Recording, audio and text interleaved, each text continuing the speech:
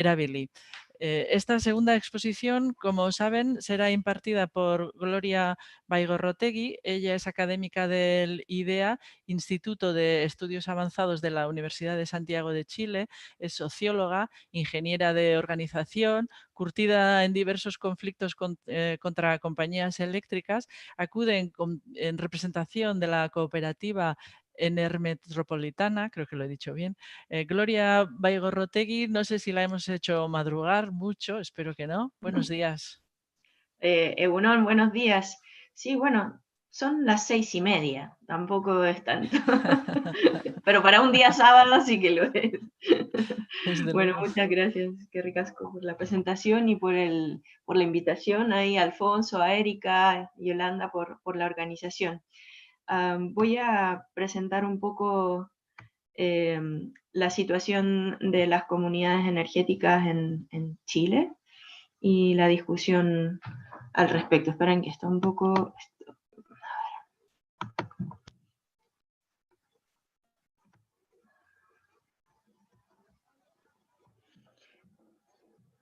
Espero que se vea. ¿Sí? ¿Sí? Vale. Bueno, la presentación, como me dijeron que podía tener un rango más o menos amplio para presentarla, estamos en Sudamérica en general con normativas que son muy recientes. Entonces, creo que es muy importante mirar desde dónde y cómo se está construyendo la noción de comunidad energética en el sentido más regulatorio y económico, ¿no? de la generación del mercado.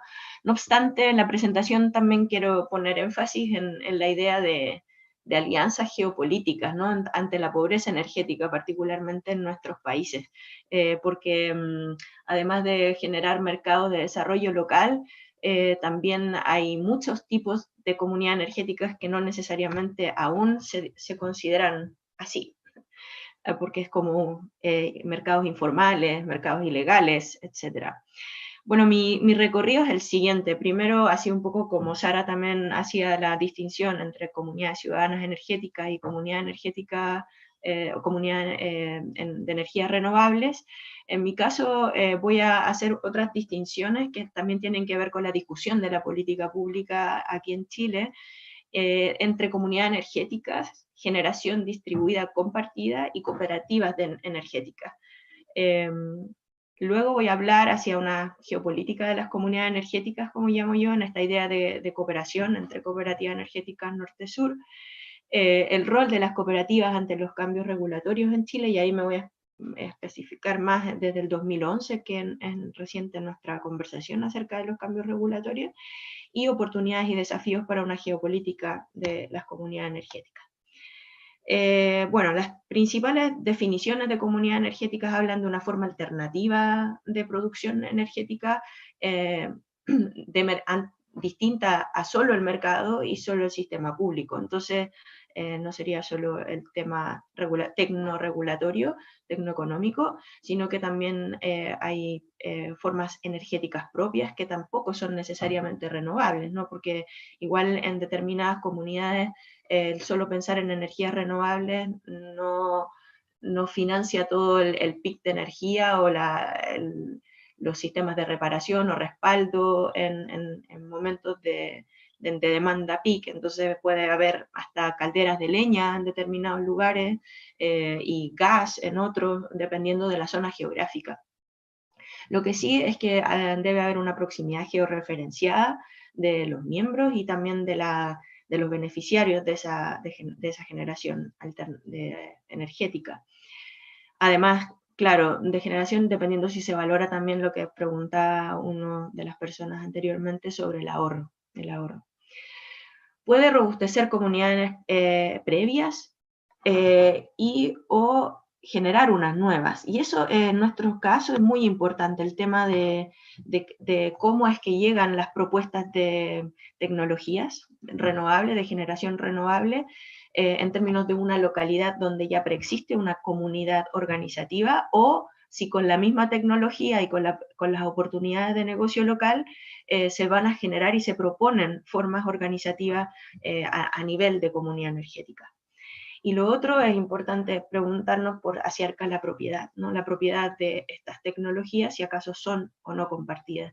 Y esta pregunta es importante también porque en muchos casos en América Latina estas formas obedecen en términos de cooperación al desarrollo, y vienen tecnologías y formas, digamos, de proyectos específicos a colaborar con comunidades, pero no queda muy claro si acaso la propiedad de esos proyectos están en términos de las comunidades que las alojan, las comunidades huéspedes, y, o si es el Estado, o si en qué terreno, la propiedad del terreno donde se instalan estos proyectos son o no comunitarios, por ejemplo. Es una cosa muy importante que ha tenido casos, por ejemplo, esto es en Colombia, que han habido casos donde la propiedad no es de la cooperativa, pero la comunidad, en este caso rural, campesina, se ha visto afectada después de que la persona dueña del terreno ha decidido salirse, y todo el proyecto cooperativo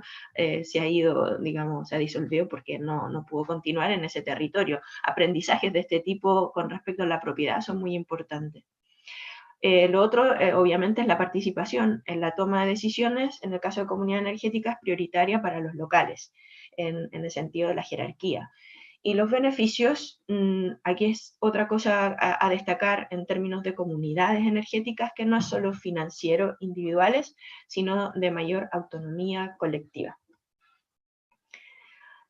Bueno, a mí me gustaría destacar aquí en el caso, como decía previamente, que para comunidades energéticas en América Latina hay modos donde se organizan de forma, las instituciones locales son formales y también informales, y que van desde sistemas bien estructurados hacia otros más abiertos y participativos.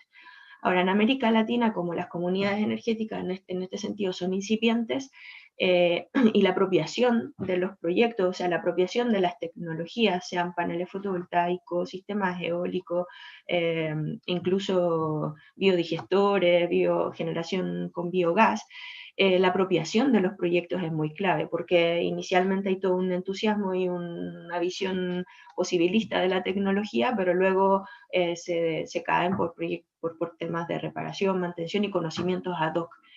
Entonces, el problema siempre es si acaso esas iniciativas iluminadas en un comienzo luego se persisten y se mantienen en el tiempo. Y pues, claramente hay otras formas mucho más críticas con los estados. Así a mí me encantaría que hubiesen tanta yuxtaposición de normativas, como por ejemplo ustedes en la unidad, como la Unión Europea. Aquí hay formas donde incluso las comunidades energéticas pueden servir de crítica e ir de alguna manera en contra del Estado, como una entidad amenazante ante la autonomía de las comunidades. Este es el caso de Chiapas, por ejemplo, que tiene comunidades de mantención de postes y etcétera, que llegan a ser ilegales, ¿no? Que van en contra de la organización de la regulación estatal, porque al ser comunidades con esta identidad de mayor autonomía, pueden resultar siendo una amenaza para el control estatal. Y particularmente una amenaza con comunidades que todavía luchan para que la energía sea un bien público y no una tarifa que va en alza en desmedro de la calidad de vida de las personas. Entonces hay una diversidad, o sea, que si uno se concentra más en lo que es comunitario del propio proyecto energético, hay muchas variaciones y formas de articulación. Las cooperativas energéticas, por su lado, ya, bueno, este es el caso aquí en la invitación, son asociaciones autónomas de personas unidas voluntariamente, y esto lo pongo como definición de la asociación de cooperativas, para satisfacer sus necesidades culturales, sociales, económicas comunes y sus aspiraciones a través de una empresa democráticamente controlada y de propiedad conjunta. Sus miembros tienen voz y derecho en lo que la empresa hace, además de participación en las ganancias. Y eso es, creo que, lo interesante también en términos de generar economías sociales y solidarias, en el sentido de ponerse a dirimir y deliberar acerca de esta distribución de ganancias. En el caso de la generación distribuida, que es un tema que en Chile es particularmente importante, es una energía eléctrica con una fuente conectada directamente a la red de distribución o en el sitio del cliente del medidor, ¿no? Entonces, aquí lo que me gustaría destacar sobre esta noción de generación distribuida y previsualizando que la tendencia es ir hacia comunidades energéticas de distribución también. En el caso chileno, esto viene a cuento dado de que a veces hay que diferenciar muy bien lo que es una comunidad energética de lo que es una generación distribuida, porque es algo más técnico, que está basada en un alcance geográfico en relación a la red de distribución eléctrica, y aquí es algo importante porque es como nuestra relación con los distribuidores, ¿no? Y que son los que están abriendo como muy de a poco en el mercado de la generación. O sea, el impulso es casi una negociación del Estado con las distribuidoras para que den espacio a cooperativas y a formas de generación compartida. Entonces, lo cierto es que aquí se da un espacio para considerar el autoconsumo y la autogeneración y proyectar comunidades de distribución también. Bueno, aquí hay bastante literatura y un poco Sara lo da a conocer las diferentes experiencias de Flandes, de Grecia, sobre distintos tipos de comunidades, y aquí hay un trabajo que a mí me tocó desarrollar el año pasado en términos de mirar en como la geopolítica en Asia, en Europa, en Estados Unidos, en Chile, digamos Sudamérica, en Latinoamérica, con ejemplos de Brasil particularmente. Brasil es uno de los países que está teniendo muchos más iniciativas desde comunidades energéticas con grupos de ingenieros jóvenes en toda una red de producción, de generación, y muy técnico además. Y hay aquí lo interesante es que lo que es esta distinción de lo que se llama de comunidades de interés, las comunidades de lugar, que están muy vinculadas a efectivamente si son rurales, si son urbanas o rurales, y si las personas que pertenecen a estas comunidades son públicas o privadas, o principalmente son no necesariamente con una organización formal. Y además la tecnología para nosotros sigue siendo un tema importante, si son tecnologías hechas a la medida de la comunidad o son estandarizadas y son estandarizadas con una tendencia siempre a una escala mayor de generación. Y bueno, en el medio están las comunidades de interés y la del lugar, donde hay formas de alguna manera donde las motivaciones trascienden lo local, ¿no? Hay formas de financiación que están fuera de las personas que pertenecen al lugar, formas híbridas de modelos de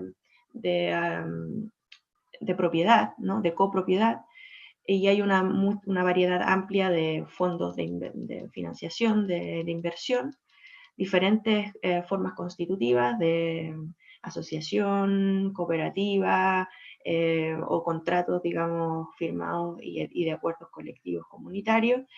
La membresía está abierta, como ya les comenté, y algunos proyectos están sin necesariamente propiedades individuales, ¿no? Hay mix.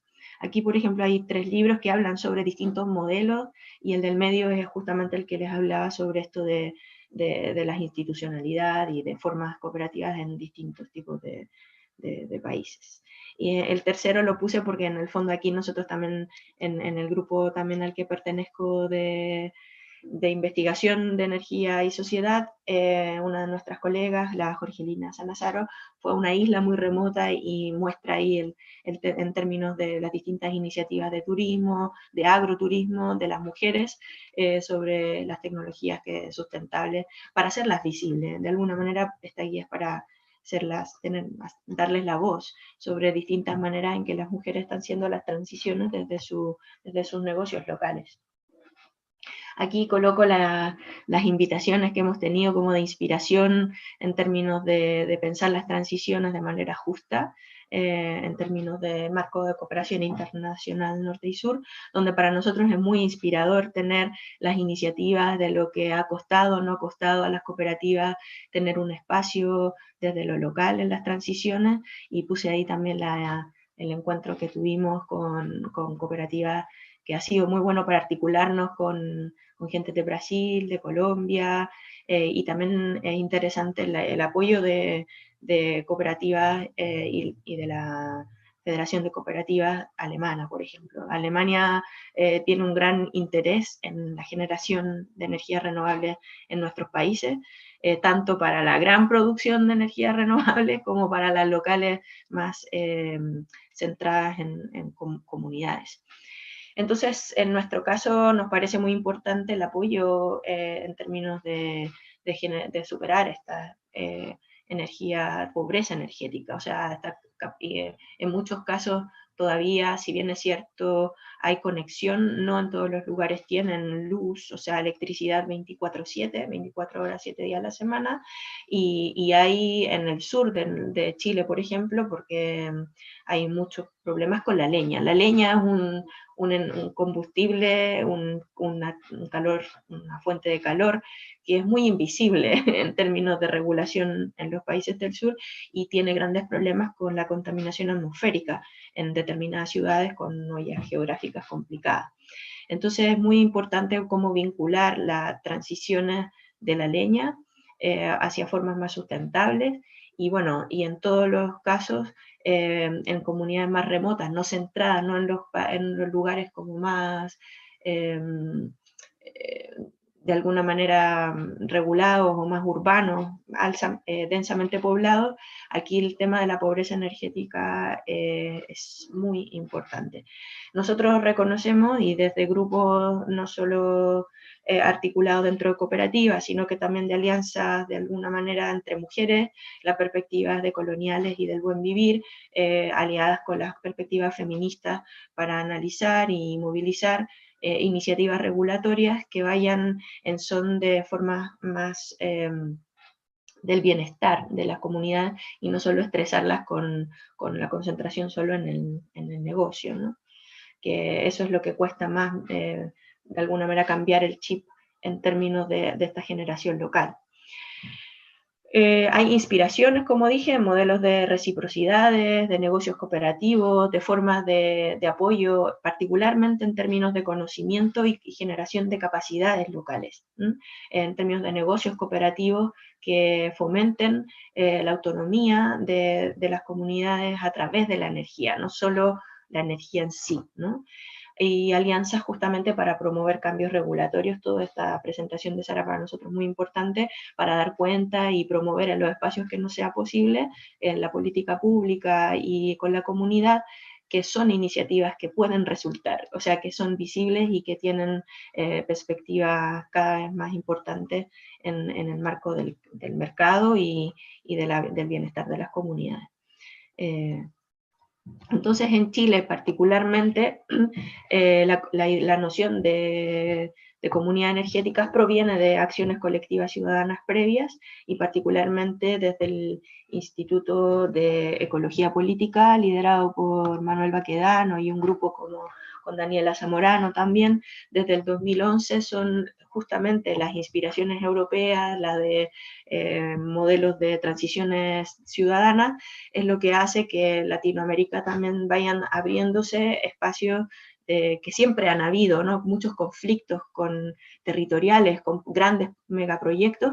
Ahí pongo, por ejemplo, el caso, ahí se ve muy bien de un eólico atrás de una casa, pero estamos bastante amenazados en zonas del sur con grandes proyectos extractivistas eólicos al lado de comunidades indígenas mapuches, sin una regulación necesaria, como si predomina principalmente los beneficios económicos, también las comunidades energéticas pueden verse muy afectadas por sus modos de vida, porque sigue predominando un modelo renovable que no necesariamente es respetuoso con las localidades. Aunque las localidades ante la pobreza al final aceptan negociar con digamos, el arriendo en sus terrenos, sin necesariamente tener todo el conocimiento de cuánto puede afectar el tener un molino, ¿no? Porque no se presentan todas las afectaciones negativas de la gran producción de energías renovables en comunidades. Entonces hay muchas inspiraciones, eso sí, sobre la autonomía de generación para personas que tienen mayor conocimiento y propuestas en términos de la autonomía energética, de alimentación y de procurar el agua también para para muchas de las comunidades.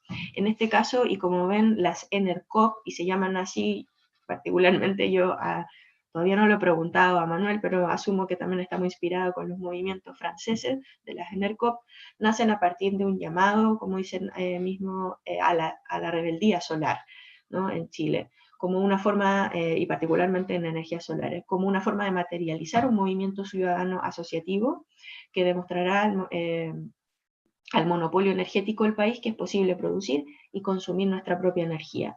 En otras palabras, las ENERCOP son un llamado a la acción concreta, aprovechando las posibilidades tecnológicas existentes del presente. Aquí hay cosas importantes, y por eso pongo abajo las ENERCOP francesas y la idea de la democratización en Chile, para mirar este diálogo norte-sur sobre la inspiración de marcos conceptuales para poder de alguna manera presionar a las autoridades. Aquí los programas de ecoalfabetización energética fueron muy inspiradores y además se mezclaban con las nociones de pedagogía de la liberación, que es toda una teología, o sea, teoría a través del aprendizaje uno se libera, ¿no? De Paulo Freire, un intelectual brasilero, que hizo de alguna manera eco en enseñarle a las personas a cómo reducir sus consumos y específicamente a cómo a través de los monitores ir testeando las mejoras en las casas y la importancia de la reducción del consumo de energía de la demanda. Es como centrarse más en la demanda que solo en la generación.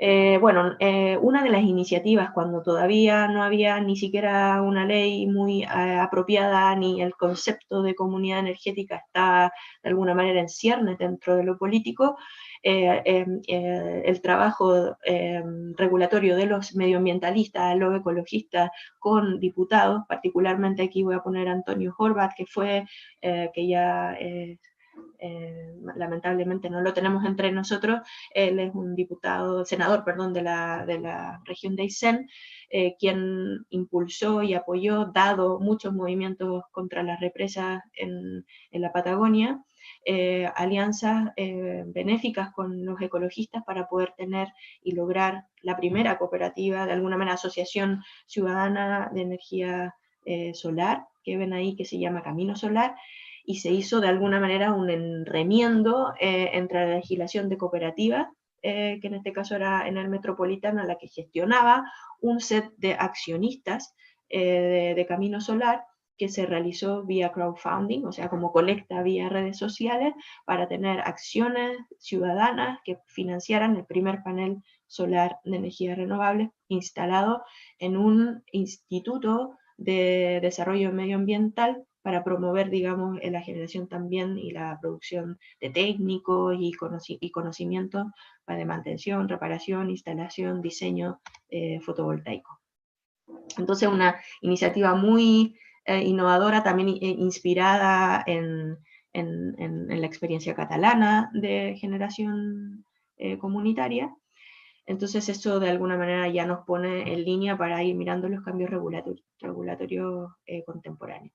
Bueno, Chile también está con esta imagen de país que ha dado un vuelco, un giro radical en términos de energías renovables, y me gustaría siempre destacar que esto primero fue por una lucha y movimientos sociales antes que la oportunidad del mercado de renovables, ¿no? De la transición, digamos, en términos globales.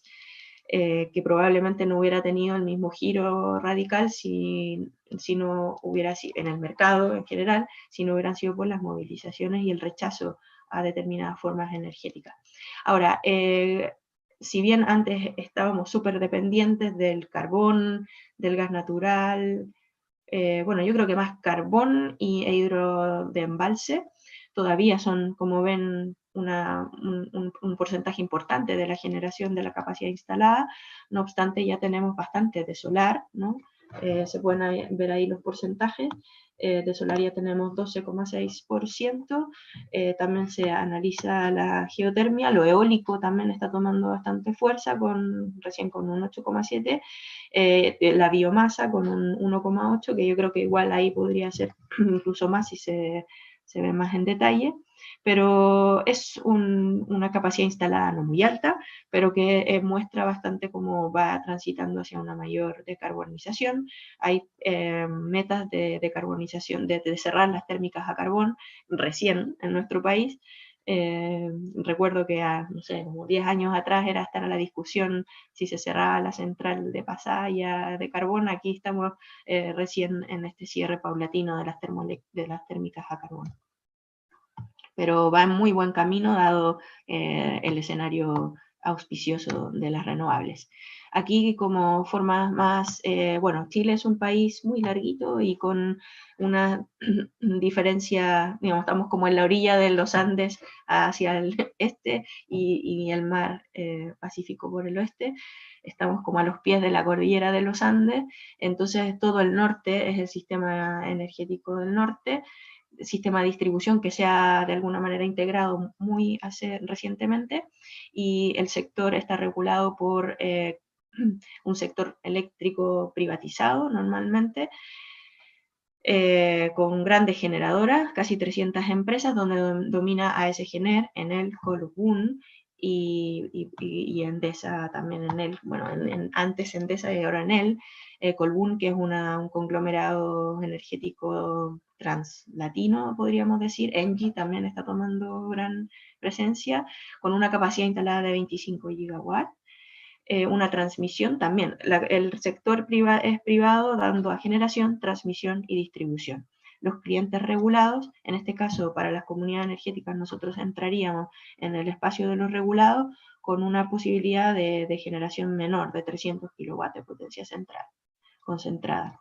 Los precios de la electricidad igual son relativamente altos para clientes regulados, de 0,12 dólares por kilowatt hora, y desde 2017 el Sistema Eléctrico Nacional, como les comentaba, está integrado. Por tanto, mucha de la electricidad que se genera con solares en el desierto de Atacama, con una irradiación de alguna manera excepcional, que es lo que les decía que es un llamado casi al Sahara de las energías renovables, y además de los desiertos están también muchas zonas de disponibilidad de litio, cosa que es muy importante para las, digamos, economías desarrolladas para la producción de paneles fotovoltaicos y baterías, ¿no? Hay muchos minerales raros y litio.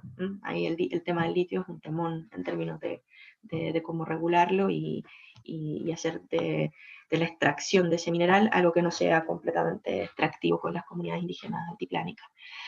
La generación distribuida entonces se maneja no con un net metering, sino con un net billing, o sea, con un facturado neto, como les decía, con la nueva ley de 21.118, cuyo reglamento está, de alguna manera salió publicado este mes.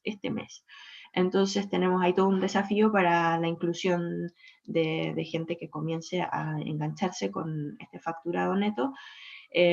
Los proyectos en esta ley son solo de energías renovables. Aquí se llama la versión no convencionales porque se excluyen las hidroeléctricas de embalse. El procedimiento de conexión se supone que es más simple y regulado. La energía de autoconsumo descuenta 1 a 1. Y la energía inyectada a la red se valoriza a costo de energía consumida.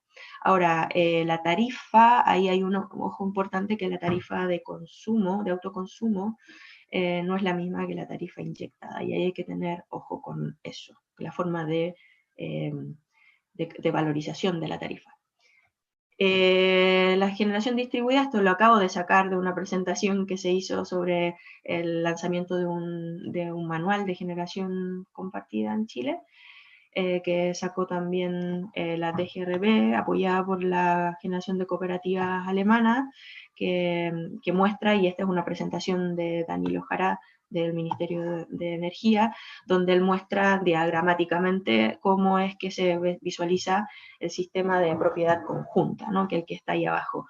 Está pensado urbanamente para localidades que tengan en su edificio, no tengan suficiente espacio y puedan de alguna manera compartir un techo de un edificio, y vayan descontando en su factura, pero sí que compartan todos un mismo sistema de distribución. Eso yo creo que es lo que engancha particularmente geográficamente y que colaboraría en el concepto de comunidad energética, dado que estaríamos compartiendo el mismo, digamos, sistema de distribución. Si en una comuna donde es otro la energética, la distribuidora, entonces ya no puedes pertenecer a este sistema. Entonces, como ven, aquí la lógica va demandada por la territorialidad de las distribuidoras, ¿no? Y esto para los sistemas remotos en el caso. Una forma de que el gobierno ha puesto esta iniciativa y se ha regulado en términos de la ley es que haya un requisito del contrato de la propiedad conjunta, como para regular de alguna manera la individualización de las partes y la participación de la propiedad del equipamiento. Gobernanza, se solicita gobernanza y representante, mecanismo de recaudación de fondos, repartición de inyecciones, cesión y término de contratos, entre otros. Aquí es cuando se engancha este concepto de propiedad conjunta en la generación distribuida compartida. No obstante, me gustaría destacar, como algo mencioné al comienzo, que la generación distribuida compartida no es lo mismo que cooperativas energéticas. ¿Por qué? Porque principalmente desde el gobierno la generación distribuida compartida no necesariamente es para los distribuidores de pequeña escala, sino que se pasa por la política pública como instalaciones inscritas, por ejemplo, en el caso de 2017, con 7 megawatts de potencia. Entonces, la potencia de las instalaciones son cerca de 6.385 kilowatts. Y así el gobierno presenta esto como meta superada del gobierno al 2022. Pero lo residencial está estancado, o sea, como que se presentan los datos de la generación residencial con la generación de pequeños y medianas generadoras, todos juntos en una misma bolsa. Entonces, así aparecen como las metas superadas de esta generación compartida, distribuida compartida. Entonces no considera el caso de generación necesariamente compartida en la lógica de esta ley, sino que generación distribuida solamente. Y ahí hay que tener como ojo para la presentación del tema de la propiedad conjunta y de la participación de asociaciones vecinales, comunales, etc. Hay mucho pendiente al respecto y es lo que tenemos que estar ahí constantemente recordando. Y las cooperativas de energía son cooperativas de energía renovables y lo cierto es que activas y vigentes en Chile a partir de este movimiento, como les decía, de las ENERCOP, activas y vigentes solo hay 8. Entonces, la autogeneración en el modelo, de alguna manera, este mestizo que les mostraba yo de Camino Solar es uno muy particular, y otros que han servido como empresas más propias de una empresa de instalación, por ejemplo, y de generación han habido poco. Entonces hay aumento de la generación para el autoconsumo, eso sí, en empresas cooperativas. Eso creo que es una alianza muy buena con cooperativas que se puedan hacer en los colegios o agrícolas rurales, que particularmente sean beneficiosas en términos del espacio disponible, por ejemplo, en este caso para techos. Gloria, Entonces, disculpa sí, la intervención, te quedarían 5 minutos para dar paso a las preguntas de los participantes. perfecto. Es que ricasco.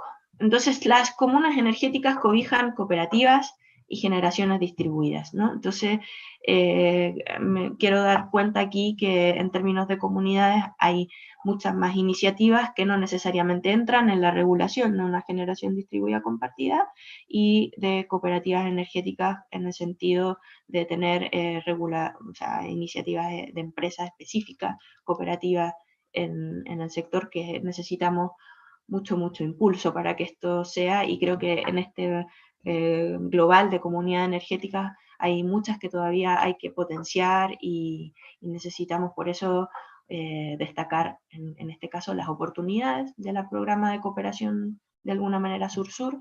El Camino Solar, con este modelo híbrido mestizo que llamo yo, ha tenido en el Instituto de Ecología Política iniciativas muy interesantes con Uruguay, con esta idea del sistema de ecoalfabetización energética. Y como les mencionaba, hay una guía para la creación de cooperativas de generación distribuida comunitaria en Chile, de cosas muy simples, cómo conectar, dónde conectar, cómo valorizar la demanda energética que se requiere, la valorización de cada uno de los consumos y cómo tener mucho énfasis en la administración y la reparación y el acuerdo, digamos, más allá de la instalación.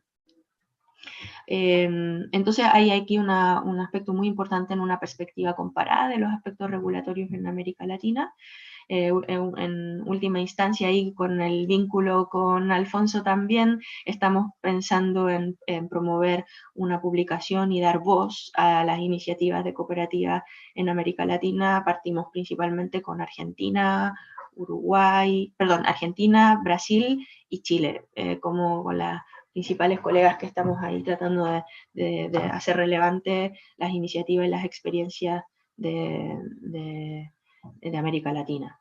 Bueno, obviamente está y aprovechar la urgencia de cumplir con los objetivos de desarrollo sustentable y particularmente la ciudadanía más afectada por los proyectos extractivos mostró su aprobación de alguna manera mayoritaria. Bueno, no sé si saben, pero aquí en Chile hubo el primer referéndum, digamos, para pensar sobre una nueva constitución en Chile, y me gustaría destacar que las comunas con una mayor afectación de proyectos mineros extractivos y proyectos de generación a carbón fueron las que mostraron una aprobación mayoritaria sobre cambios de la Carta Magna. O sea que hay un buen sustrato para compartir experiencias inspiradoras en comunidades que se están empoderando frente a cambios, digamos, regulatorios más fuertes.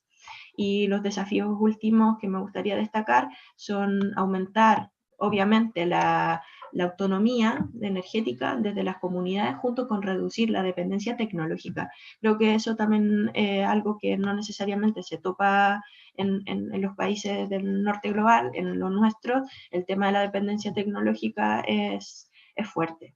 Y obviamente afrontar la pobreza energética por la vía de cooperaciones privado y públicas, o sea, mezclar el tema cooperativo-privado con iniciativas municipales y nosotros vemos que el tema de las instituciones educativas, generar cooperativas en comunidades educativas es algo que genera mucha sinergia en este sentido. Y finalmente, reparar como concepto genérico, enriquecer el movimiento cooperativista chileno es importante, dado que las cooperativas han tenido una muy baja en toda la época dictatorial, que todavía no podemos recuperar, porque predomina una visión individualista de las ganancias en este caso, pero consideramos que estamos en un cambio más auspicioso para tener un especial cuidado en preservar principios cooperativos en escalas mayores de generación y ganancias. Entonces, yendo más allá del negocio, para cada miembro y más acá de la educación ético-política cooperativista. Eso, muchas gracias. Eskerrik asko, Gloria. Orain bai, tartea irekiko dugu galderarik egin nahi izanez gero, abrimos el turno de preguntas.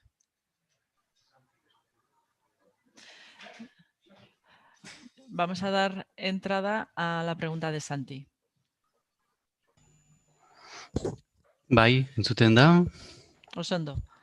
Bai, eskerrik asko. Hola, Gloria, buenos días. Bueno, mi pregunta va un poco por el sentido, vamos a llamarlo, a mi entender, de los nuevos colonialismos que creo que se están produciendo en torno a todo este tema de las renovables.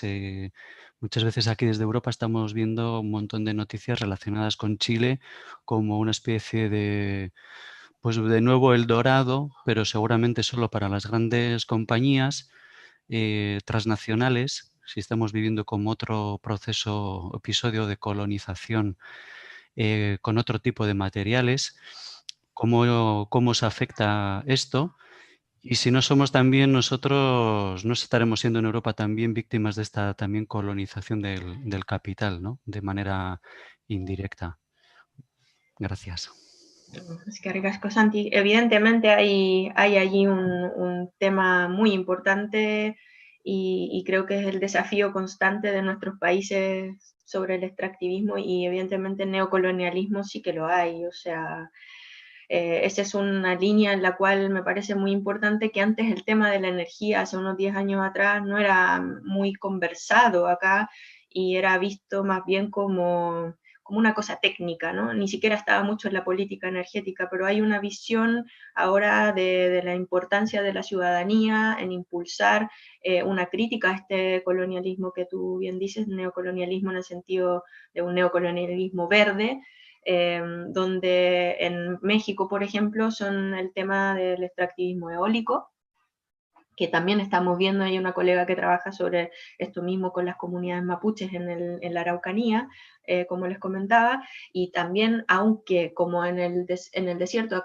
Atacama es tan grande y el potencial para algunos investigadores del Centro de Energía Renovable podría alcanzar, o sea, hay como un discurso muy auspicioso para llamar a los inversores, pero creo que aquí el cuidado siempre es el mismo, o sea, no permitir como el capital verde, un poco en la línea crítica de la película esta también en Estados Unidos, que llegan los grandes plantas y eso luego queda una basura y una depredación del local, y hay comunidades atacameñas que quieren preservar también sus territorios, aunque para la vista de cualquiera ahí no hay nada, ahí hay muchas cosas para las personas que viven allí.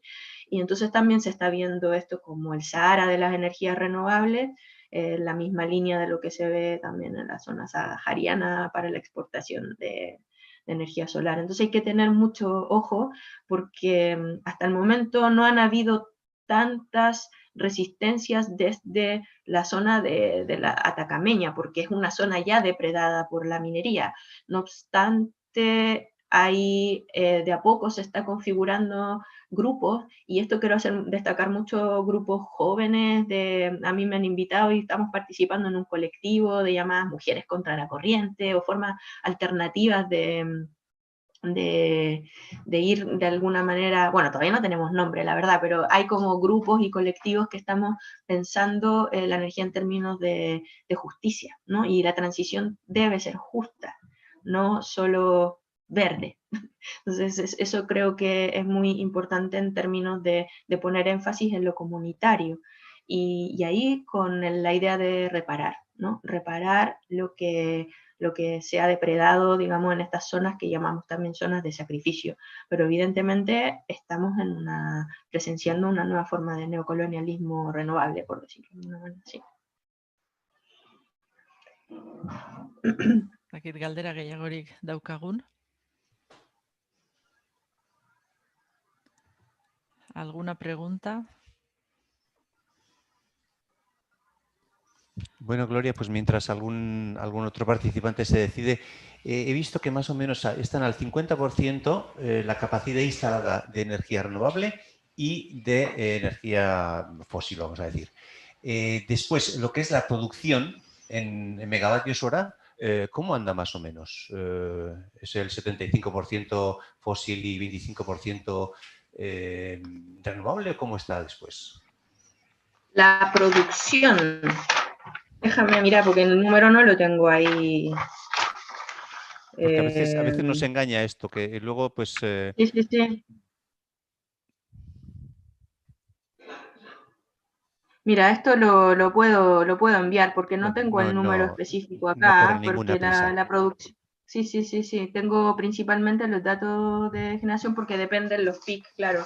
A nosotros, en el caso de las comunidades energéticas, lo que nos preocupa en términos de la producción es que se valorice las inyecciones de la renovable a una tarifa mejor, ¿no? Porque justamente la producción de renovables se genera en el PIC más bajo y donde la valorización del facturado neto tiene un precio menor. Entonces nos están de alguna manera no beneficiando, porque justamente cuando se inyecta la renovable es donde el precio de capacidad PIC es el más bajo. No en las horas iniciales ni en la noche, donde hay más generación. Entonces, proponemos también que, por ejemplo, en el caso solar, se considere una mejor tarifa, ¿no? Una tarifa preferencial, justamente considerando la dinámica de producción diaria. No sé si por cierto, esa tarifa a cliente final de 12 euros, bueno, 12 céntimos de euro del kilovatio hora, para algunas comunidades creo que será muy caro, ¿verdad? Es muy caro aún. O sea, tenemos todavía para calculando, dependiendo de la inversión que se haga, los retornos superan los 8, pero están cada 8 años, o sea, hay que ir como reduciendo cada vez más.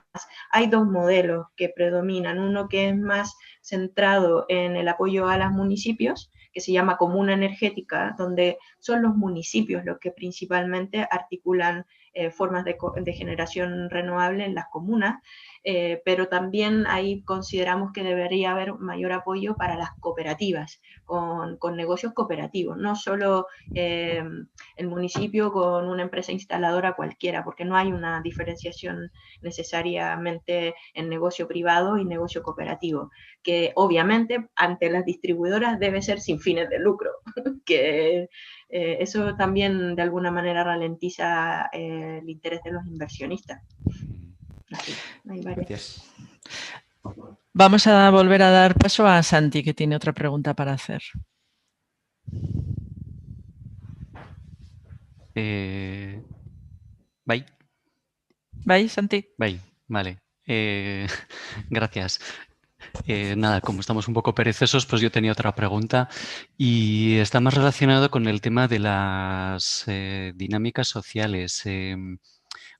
Aquí que hemos empezado a abordar toda la temática de comunidades energéticas, bueno, nos vamos dando cuenta, todos los actores que intentamos promover esto, que el gran reto que tenemos es en el proceso de realmente de crear comunidad, de cuáles son los elementos de cohesión.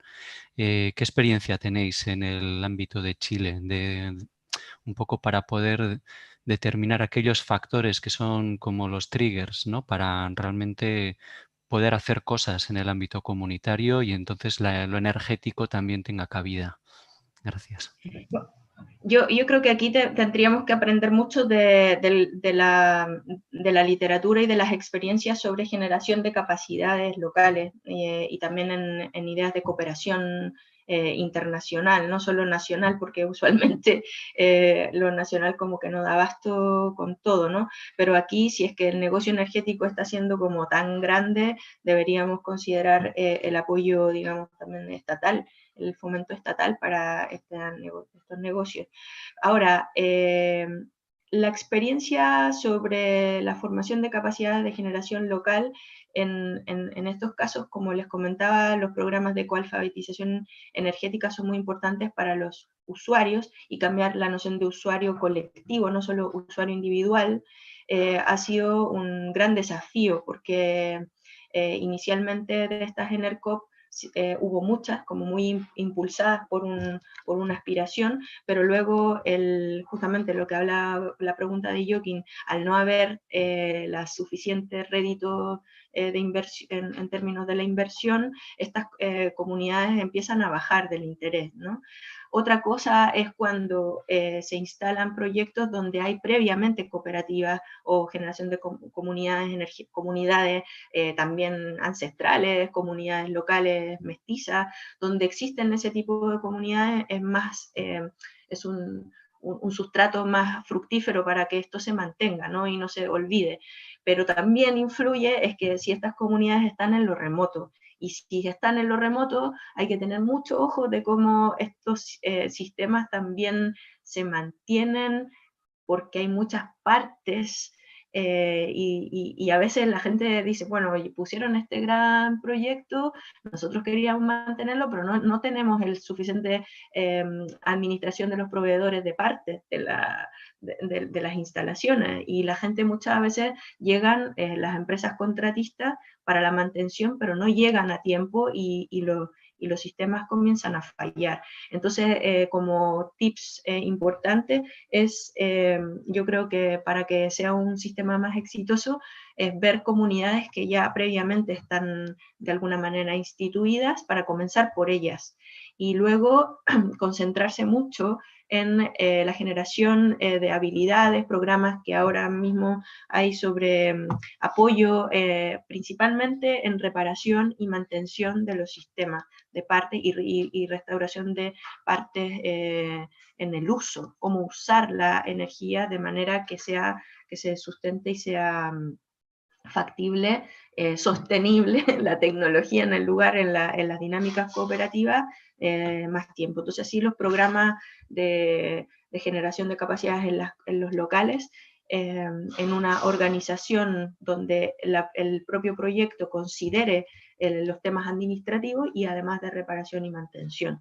Creo que eso es muy importante considerarlo tanto para las comunidades preexistentes como las que están de alguna manera motivadas con instalarse en esto. En la ciudad es muy distinto que en lo rural. Entonces en las ciudades ahora la ciudadanía está como muy empoderada de que quieren hacer cosas juntos y ir en contra de las distribuidoras, pero hay que nuevamente hacer mucho trabajo, y esta guía que se acaba de lanzar de la Federación de Cooperativas Alemanas, creo que va en buena línea, ¿no? De generar material visible, educativo, para ir mostrando las distintas fases para poder llegar a concretar una comunidad energética, y donde también se destaque el rol de la mujer. Las mujeres han tenido, en lo rural es más evidente que en la ciudad, muchos de nuestros colegas son hombres jóvenes, ingenieros, pero queremos darle mayor énfasis también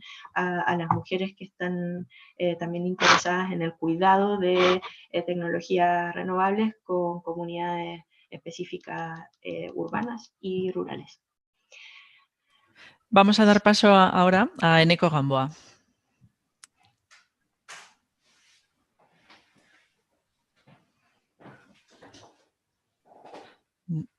Bueno, creo que enseguida entra.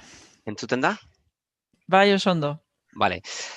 Hola, Gloria. Bueno, gracias por tu intervención, ha sido muy interesante y quería preguntarte, a ver, yo trabajo en una empresa de aerogeneradores, entonces, bueno, pues, obviamente las ventas son algo positivo para la empresa, pero quería preguntar si hay alguna manera de encajar de forma justa los grandes proyectos eólicos o solares, que también pueden afectar, en beneficio de las comunidades energéticas locales. A ver cómo lo ves. Si hay manera o si es imposible encajarlo.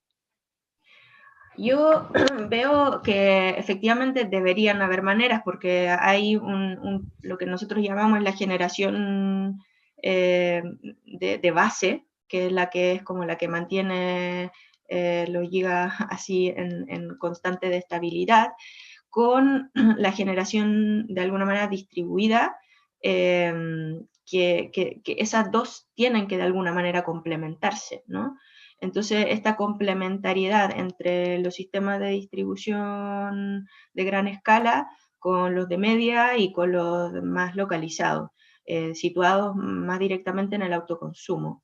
El tema, yo creo que la complementariedad tiene que ver con el regular las disposiciones en el territorio, en el ordenamiento territorial en específico, y los sistemas de evaluación de impacto ambiental. Cuando los sistemas, para mí el tema regulatorio medioambiental es muy clave, porque allí se escenifican los conflictos. Sería fantástico que no hubiesen conflicto y solo controversia y mecanismos de participación local, pero en América Latina esa es siempre una tarea pendiente. Entonces, lo que se escenifica en los sistemas de evaluación de impacto ambiental cuando vienen empresas particularmente europeas o canadienses, estadounidenses, o ahora noruegas, con respecto al viento, el tema es que aunque la normativa pueda no ser lo suficientemente importante, todo el tema del relacionamiento con las comunidades es un arma de doble filo. Entonces hay que tener mucho ojo con respecto a la soberanía territorial. En el caso mapuche es muy claro que de alguna manera no se es claro ni transparente ni justo con las personas. Entonces tiene que haber una ética clara, reconociendo que aun cuando la regulación sobre el ordenamiento territorial no sea lo suficientemente fuerte, hay que tener un acercamiento ético-político que haga que las personas con las comunidades energéticas vean una posibilidad de compatibilizar esos negocios con lo propio.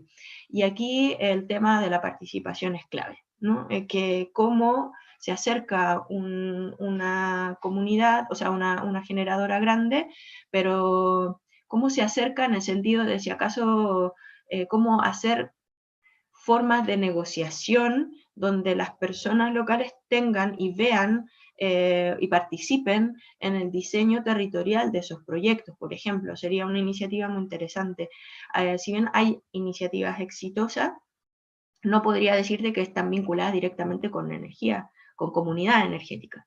Son con comunidades nomás, ¿no? Que no necesariamente han tenido experiencias previas sobre energía. Y claramente el beneficio de cualquier proyecto tiene que ser no solo poner una escuela o hacer cosas que en el fondo el Estado debería realizar, sí también que participen como parte del proyecto en términos de la escala y de los beneficios propios de la comunidad. En el fondo es ver la energía como un espacio no solo de negocio, sino que de desarrollo local. Ese es un gran desafío.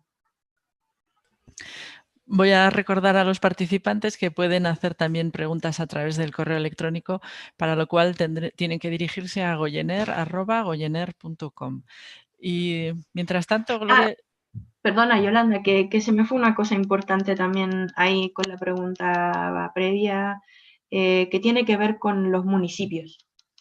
Los municipios tienen es como, bueno, Chile es uno de los países más descentralistas, hay otros que son mucho más descentralizados, pero los municipios están haciendo toda una alianza de municipios movilizados a favor de las transiciones más sustentables y de generar negocios locales. Creo que los municipios hay que empezar, si se llega por un proyecto digamos, más visto con el tema de los negocios, es conversar con los municipios. Hay una alianza de municipios que, por ejemplo, a nosotros como cooperativa y como asociación interesada en las cooperativas, nos contactan a nosotros. Entonces, hay alianzas privado-públicas muy interesantes.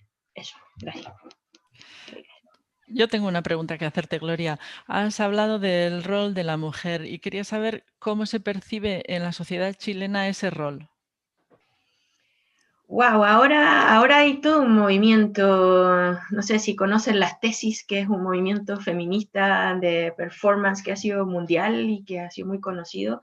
La mujer se está empoderando mucho y la verdad nosotros en este colectivo de energía y sociedad lo que planteamos es que haya junto con la pregunta anterior sobre el neocolonialismo renovable, haya una despatriarcalización de la energía, evidentemente, porque aquí la manera de hacer visible la diversidad de forma energética, no solo de generación eléctrica, sino que también de generación de generación de cuidados, ¿no? de posibilidades de hacer cuidados entre nosotros, en términos de comida, ¿no? El tema agua, comida, energía, como que todo eso va unido en términos de generación de cuidado, de economías más cotidianas, locales, sin